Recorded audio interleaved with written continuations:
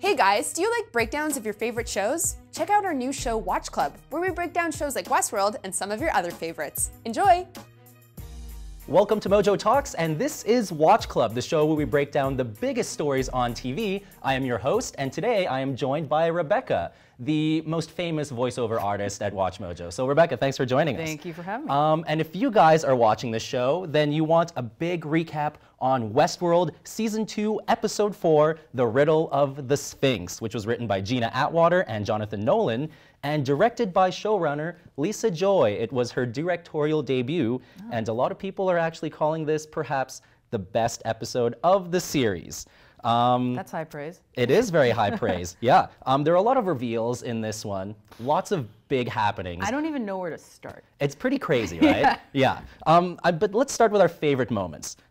So I think I speak for both of us when I say the scenes with William and his stepdad were pretty amazing. Yes. Especially in my opinion, the opening scene where it's just the camera above the record player to start and then does a full 360 pan around the office. Record players, we're bringing them back in like whatever year this is. Hey, vintage is cool, I guess. And it was like very modern and retro looking, but that's besides the point. It's very cool, like 360 shot. And what really, something that reminded me of Season 1 was basically the interactions with William. It was like the same thing over and over again, and it reminded me a lot of Season 1 when the show first started, that the days seemed to happen exactly the same way too. So I thought that was pretty interesting. What did you like about the opening scenes the most? Well, I liked seeing, I just enjoyed kind of seeing him bird's eye view, fly on the wall, where he was like dancing and just going about his day alone.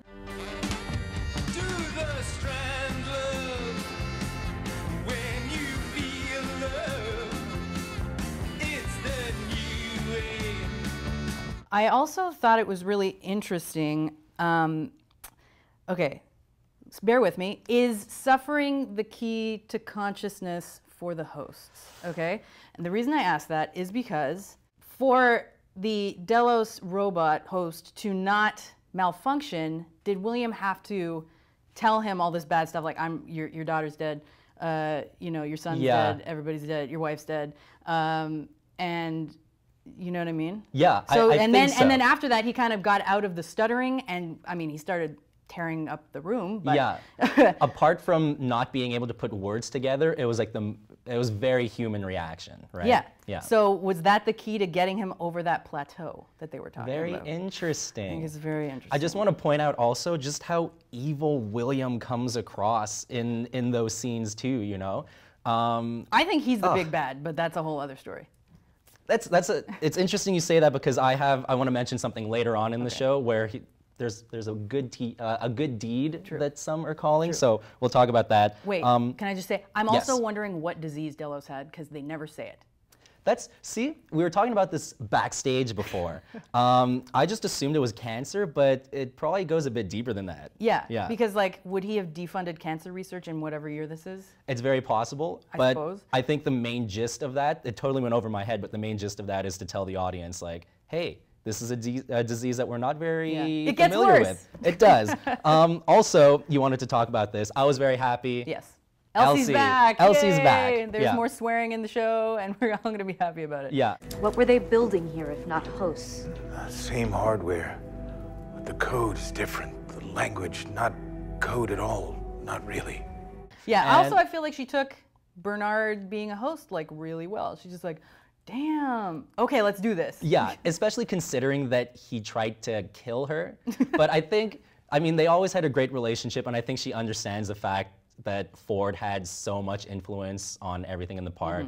So I think they're good, but I mean, Bernard's lying to her right off the bat. You know, he remembers killing all these people, doesn't tell her. So that's interesting.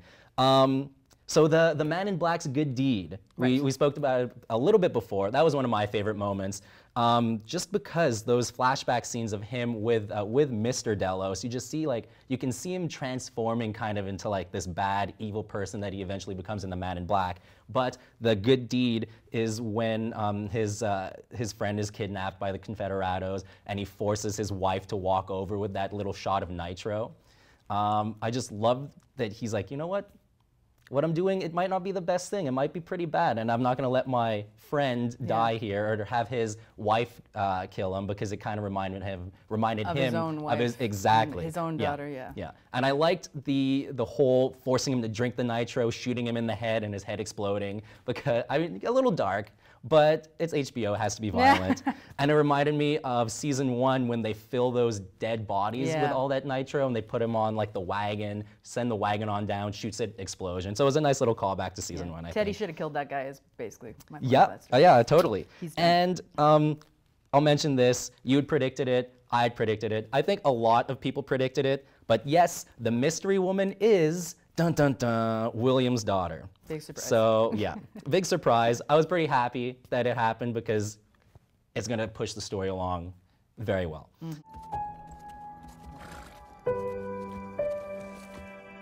Hi, Dad. Okay, so we're gonna talk about some of the things the audience might have missed. I probably missed these things too. I think we miss a lot, but these are at least things we caught that we should tell the audience. So the double hexagons. They made another appearance tonight. The first time we saw it was in the season premiere. It was with Bernard and Charlotte in that bunker. We see her at the computer and there's like interlocking hexagons. We didn't really pay any attention to it. But then when William's daughter shows up, she has that little book.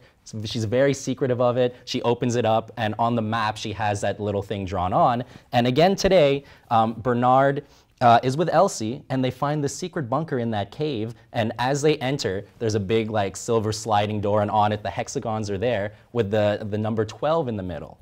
And I mean, we assume that it's bunker number 12, and it's part of this whole experiment for immortality, perhaps? Oh, has something to do with that. That's my prediction. You can't. Yes, but we'll let you talk about it. I'm gonna tease it a little bit. So I think some people might have missed that. I think as the show goes on, it's going to be a bit more obvious.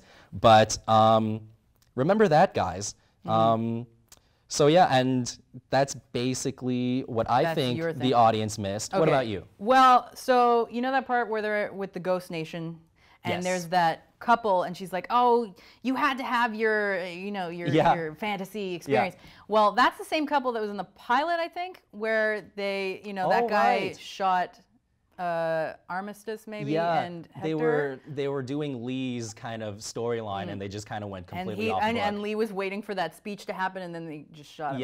Yeah. So it's the same couple, which indicates to me that in the timeline that where they're with the Ghost Nation and the pilot are not actually that far apart because they're still at the park. Right? Oh, that's so true. So weird, eh? Yeah, and they're still in the costume too, aren't they? Yeah, so, that's a good point. Like, I don't know what that means, but it means something. It means something. And that's a little bit more clarity when it comes to the timeline anyways, because especially with Bernard, his head's all jumbled up. You're not exactly sure what's the present, what's the past or the future. It's all mixed up. So that's very interesting. I would love to try to draw this, and I would really fail. Yeah, so would I. So would I. Yeah. Who said anything about a good deed? You wanted me to play your game. I'm gonna play it to the bone. Okay, so now we're at the big part of the show. I'm scared. The predictions. The predictions. It's always a little scary to bring them up, but we're gonna do it anyways. We have to. So mine is, the show has talked about the hive mind before and how hosts sometimes share. A hive is the shape of a hexagon. Whoa. Bam. Mind blown.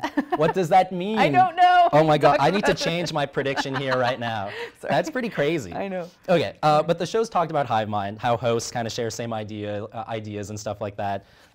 So my prediction is that Ford, we've seen him talk to William throughout this season so far. Never as Ford, well, once as little child Ford, and then as other children characters and stuff like that. It's interesting they're all kids. Yeah, it's very interesting. But the idea, I think most of the audience thinks it's just kind of like a program programmed into these hosts that are just there to kind of give William hints or just to like tease him a little bit. But what I think, it's not a program. I think that he has perfected the whole immortality thing. I'll let you talk about it a little bit too. I won't steal your prediction, but I think he's kind of mastered this and has implanted his consciousness into many hosts around the park so that he can kind of live forever. And I think, I think that's it. Okay, so my Yeah. prediction also has to do with that like consciousness marble, let's call it. Oh, that little red ball. Yeah, I feel like there's an actual name for it, but I don't know what it is. Yeah. Anyway, so originally my theory was Ford. Because, but then I'm like, that's kind of boring. It doesn't really open up any, any different new avenues. Yeah, exactly. Yeah, so yeah. let's say the Man in Black. What does that mean? What Do could tell. Yeah. Okay. So either the Man in Black is a host and doesn't know it, or he's a human-host hybrid, and he's part of the experiment. So he's succeeding where Delos failed.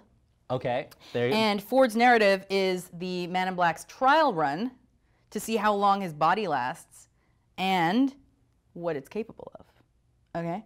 And then if it works, Wow. they can officially, Delos can officially get into the immortality biz. Oh my God. Okay? My so jaw maybe, like dropped. I know. And then dropped even more. And then maybe Delos had been, maybe Ford had been sabotaging the Delos experience so William wouldn't know, so that he wouldn't know when he was a host that he was a host. Yeah? There's a lot of layers to this And one, then Rebecca. Wow. William's daughter keeps coming back to the park to check on him. Okay? That would And explain why she she's there. Also knows that they're gathering data, so she doesn't want to sleep with hosts. And I think I'm Yes, and that's also why she would know these hexagonal labs, for lack of a better term, at this Sure. point. Very interesting. Yeah. Wow. And Lots it all of ties, layers. yeah, and it all ties into the show's theme of legacy, which can be summed up in a quote from this week's episode: "You only live as long as the last person who remembers you." But some men are better off dead. Wow. I'm pretty sure you blew a lot of our audience minds with that prediction. blew my own mind. There's a lot of layers to that Yeah. one. So guys, thanks for watching. If you like this, please tune back Monday. Again, we do this every Monday for Westworld, and we do it for a lot of other TV stuff too. So please subscribe to MojoTalks, and we'll see you next time. Bye for now. So that's our breakdown. What do you guys think? Let us know in the comments below. Check out our other episodes here and some of your other favorite shows right here.